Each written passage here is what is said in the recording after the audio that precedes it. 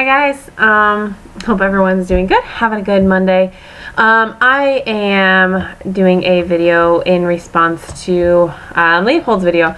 I found the whole thing very concise and very interesting. It's a very interesting topic. And it's funny, this came up in a conversation. Someone was telling me about this just a little while ago. So I had no idea that we have cables running under the ocean.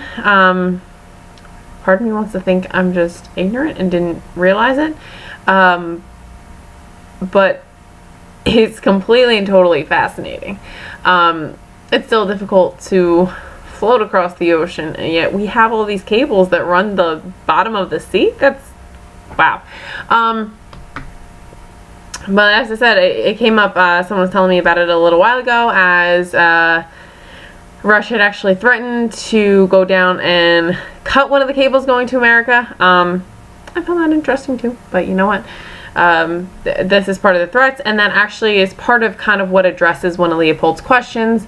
Actually, I think it kind of addresses two of them. One of them is what's going to happen if these cables deteriorate or they're destroyed. Do we have a backup plan? I believe they must have some sort of backup plan in place. I think that's something that it could be interesting for us to kind of keep researching. I couldn't find too much on it, but like you said, there are satellites, there are other local networks where we store things, but in terms of long-term transmission, it would be a little bit more limited. And like the finance office has said, if we don't have those, it could cause some turmoil. So it is fascinating that we rely on these giant cables running under the bottom of the ocean to transmit so much information to and from our shores.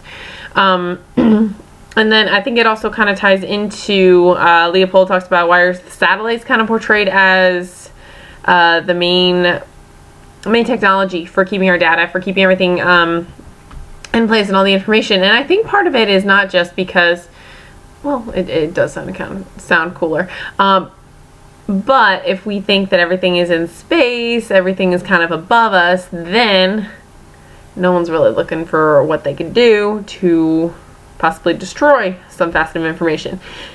Is it going to be easy to destroy those cables? No, not at all.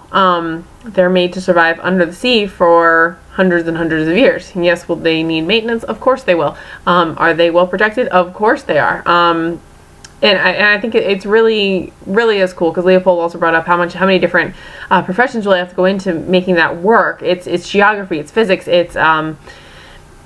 it's cartography, it's zoology. You have to know what species are in the area to know what they'll attack, if the metals or materials are going to harm them, if it's going to harm the cycle of life down there.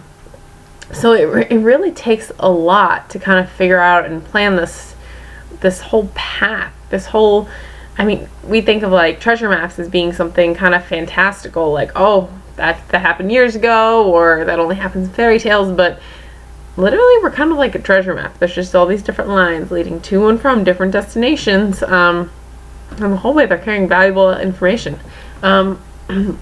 So Leopold, I found your conversation very interesting. I do think it is interesting why we portray satellites. Like I said, I do believe it has to do with the safety aspect of things, but do you all think there's any other reasons that we really seem to hype up the satellites and the space aspect rather than the undersea aspect?